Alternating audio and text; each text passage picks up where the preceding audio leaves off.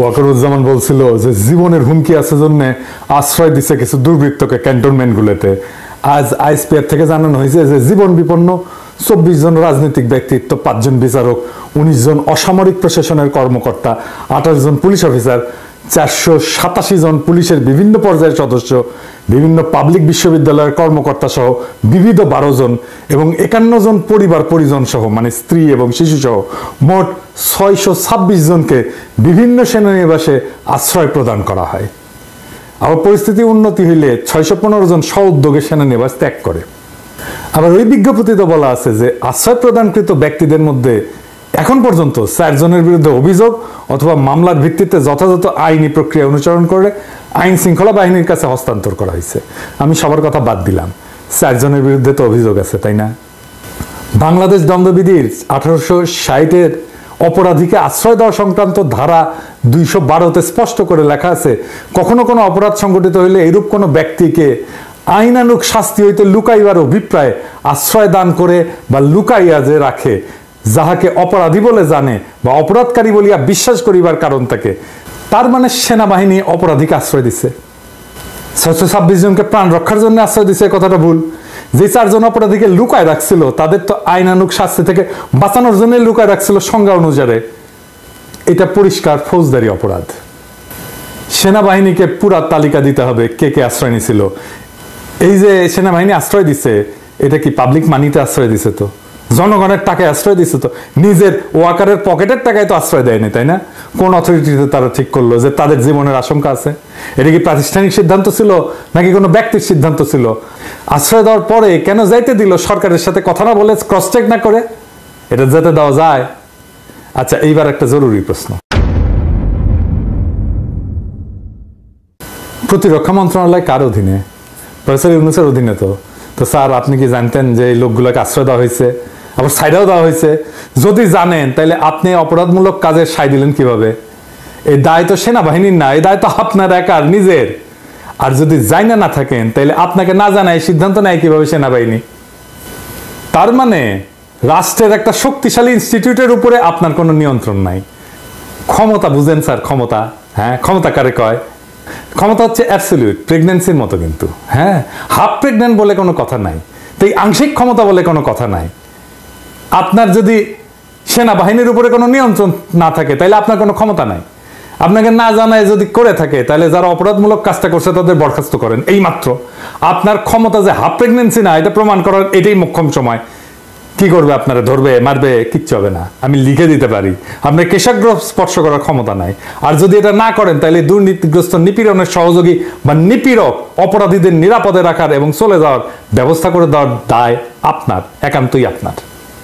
আপনাকে আমি বলছিলাম যে উপদেষ্টা পরিষদ বিপ্লবের মর্মকে ধারণ করে না। আসেন একটা এক্সাম্পল দিই। দেখেন, আপনার পাওয়ারফুল উপদেষ্টা আসিফ নজরুলের ঘরে শোভা পাচ্ছে শেখ মুজিবের ছবি। হ্যাঁ, যে শেখ মুজিবের স্ট্যাচু ভাঙা হইলো সারা বাংলাদেশ জুড়ে, এমনকি ক্যান্টনমেন্টের মধ্যেও ভাঙা হইলো, তাই না? সেনারাই ভাঙছে, শেখ মুজিবের ছবি নামায় ফেলছে সেনারাই, সৈনিকেরাই। আসিফ নজরুল বলতে পারে যে সংবিধান অনুসারে সে জাতির পিতা, তাহলে মুজিবের মূর্তি যারা ভাঙছে তারা সব অপরাধী সংবিধান অনুসারে। আপনি নিজে অবৈধ, কারণ তত্ত্বাবধায়ক সরকার বলে কিছু সংবিধানে নাই। আরো শুনবেন, হাসিনাটা আইন বানায় গেছে 2009-এ, আইনটার নাম হচ্ছে জাতির পিতার পরিবার সদস্যদের নিরাপত্তা আইন 2009। তো এই আইনে বলা আছে যে জাতির পিতার পরিবারের সদস্য মানে শেখ মুজিবের, মানে ওই যে সোহরাওয়ার্দীর বডিগার্ডের জীবিত 2 কন্যা শেখ হাসিনা, শেখ রেহানা এবং তাদের সন্তানাদিদের বোঝাবে। এবং 3 নম্বর ধারায় বলা আছে, এই আইনকে প্রাধান্য দিয়ে বলা আছে আপাতত জারি আছে এমন অন্য আইন যাই থাকুক না কেন এই আইন কার্যকর হবে। এবং এই আইন অনুসারে ভিআইপির জন্য যেরকম নিরাপত্তা ব্যবস্থা আছে সেরকম নিরাপত্তা সরকার জাতির পিতার পরিবার সদস্যদেরকে আজীবন সর্বস্থানে প্রদান করবে। এবং এটার একটা উপধারা আছে 1, এখানে উল্লেখিত নিরাপত্তা প্রদানের ক্ষেত্রে সরকার পরিবার সদস্যদের মতামতকে প্রাধান্য দেবে এবং এই পরিবারের নিরাপত্তা বিধান শর্তে তাদের দ্বারা নির্ধারিত শর্তে উক্ত পরিবার সদস্যগণের প্রত্যেকের জন্য নিরাপদ এবং সুরক্ষিত আবাসনের ব্যবস্থা গ্রহণ করবে এবং সেসব বিবেচনায় প্রয়োজনীয় অন্যান্য সুবিধাবলীও তাদেরকে প্রদান করবে। তার মানে আপনি যে সংবিধান মেনে হাসিনাকে সুরক্ষা দিতে বাধ্য, জয় আসলেও সুরক্ষা দিতে বাধ্য। এই জন্যই জয় বলে যে সে দেশে আসবে, হাসিনা বলে সে দেশে আসবে। এই যে কনফ্লিক্ট, এটাকে আপনাকে রিজলভ করতে হবে। আপনাকে সংবিধানের পথে হাঁটতে যারা প্ররোচিত, প্রলুব্ধ এবং বাধ্য করছে, তারা আপনাকে এই কনফ্লিক্টের মধ্যে রেখে দিছে। এবং এই কনফ্লিক্ট আপনি যদি রিজলভ না করেন, তাহলে বিপ্লব অসম্পূর্ণ। মনে রাখবেন, বিপ্লব সংবিধানের চাইতে বড়, জনতা সংবিধানের চাইতে বড়। সেই জনতা আপনাকে অভিষিক্ত করছে, আপনি সংবিধানের চাইতে বড়। আপনি যা করবেন সেটাই আইন। এবং আপনাকে যারা সংবিধান মানতে বাধ্য করছে, প্রলুব্ধ করছে, প্ররোচিত করছে, তারা দেশের জনগণের সার্বভৌম আকাঙ্ক্ষার বিরুদ্ধে কাজ করছে। আমি আমার এপিসোডে শহীদদের কথা বলি মাঝে মাঝে। আজ আমি দুইজন আহতের কথা বলবো। প্রথমে হাফেজ হোসাইন এক হাত হারায় আর এক হাত নিয়ে লড়াইয়ে নামবে, যদি আবার ডাক আসে সেটা বলতেছে এক হাত হারায়। এমন হাজারো যুবক পঙ্গু হয়েছে, তাও লড়াইয়ের মনোবল তারা কিন্তু হারায়নি।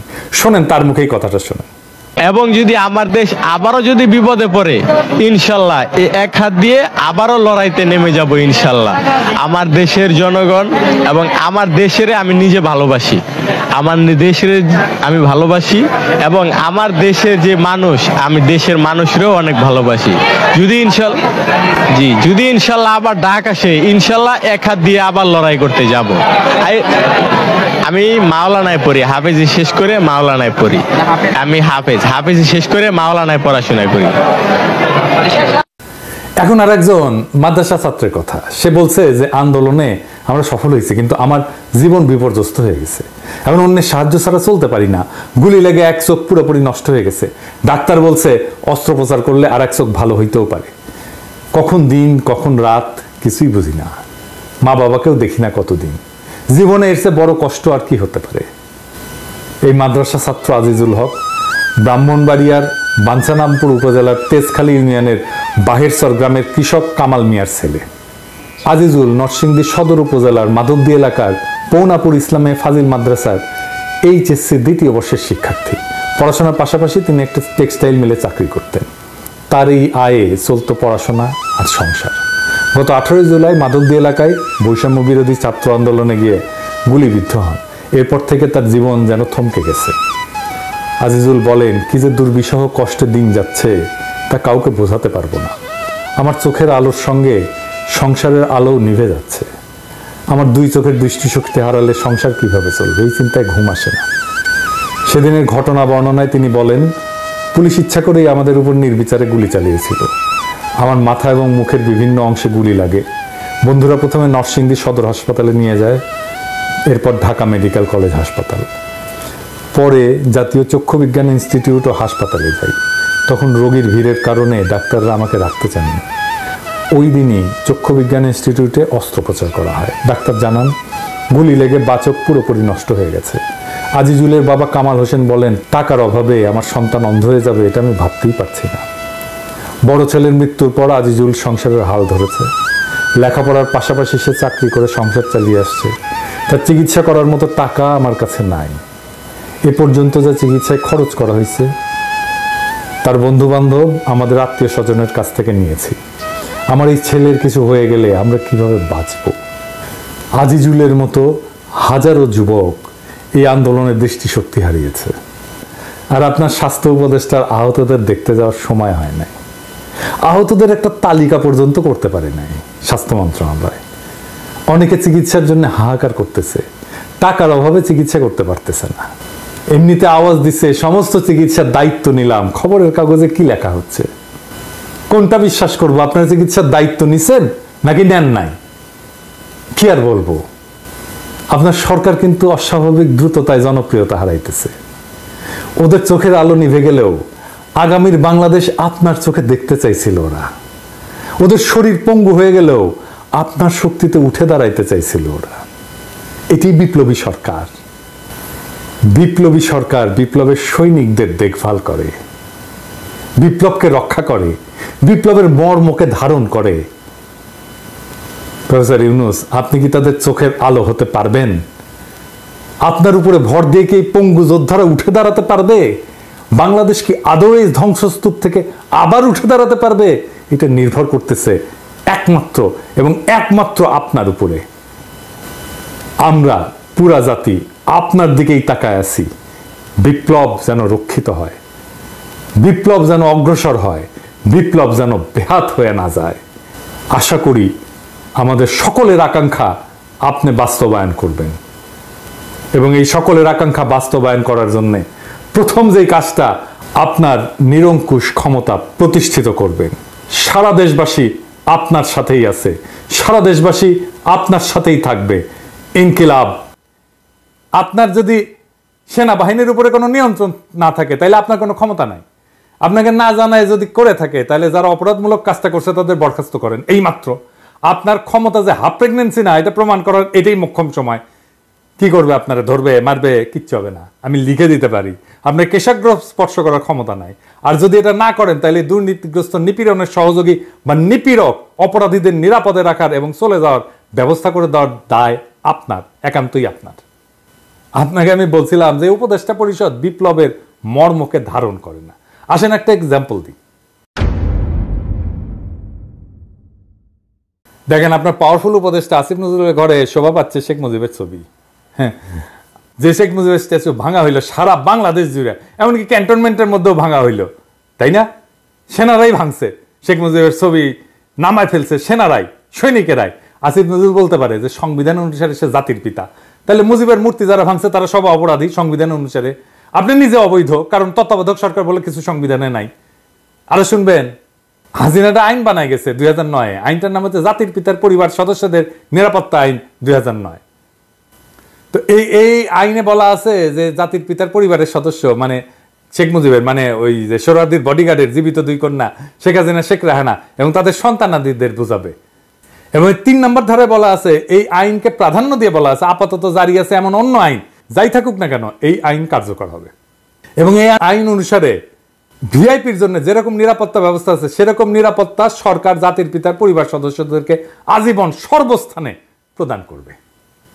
এবং এটা একটা উপধারা আছে 1, এখানে উল্লেখিত নিরাপত্তা প্রদানের ক্ষেত্রে সরকার পরিবার সদস্যদের মতামতকে প্রাধান্য দেবে এবং এই পরিবারের নিরাপত্তা বিধান স্বার্থে তাদের দ্বারা নির্ধারিত শর্তে উক্ত পরিবার সদস্যগণের প্রত্যেকের জন্য নিরাপদ এবং সুরক্ষিত আবাসনের ব্যবস্থা গ্রহণ করবে এবং সেসব বিবেচনায় প্রয়োজনীয় অন্যান্য সুবিধাবলীও তাদেরকে প্রদান করবে।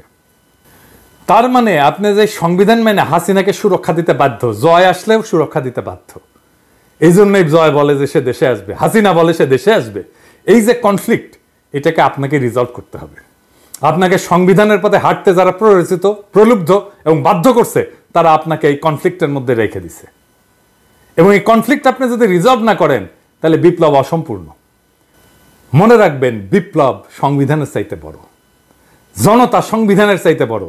সেই জনতা আপনাকে অভিষিক্ত করছে, আপনি সংবিধানের চাইতে বড়। আপনি যা করবেন সেটাই আইন। এবং আপনাকে যারা সংবিধান মানতে বাধ্য করছে, প্রলুব্ধ করছে, প্ররোচিত করছে, তারা দেশের জনগণের সার্বভৌম আকাঙ্ক্ষার বিরুদ্ধে কাজ করছে। আমি আমার এপিসোডে শহীদদের কথা বলি মাঝে মাঝে। আজ আমি 2 জন আহতের কথা বলবো। প্রথমে হাফেজ হোসাইন, 1 হাত হারায় আর 1 হাত নিয়ে লড়াইয়ে নামবে, যদি আবার ডাক আসে সেটা বলতেছে 1 হাত হারায়। এমন হাজারো যুবক পঙ্গু হয়েছে, তাও লড়াইয়ের মনোবল তারা কিন্তু হারায়নি।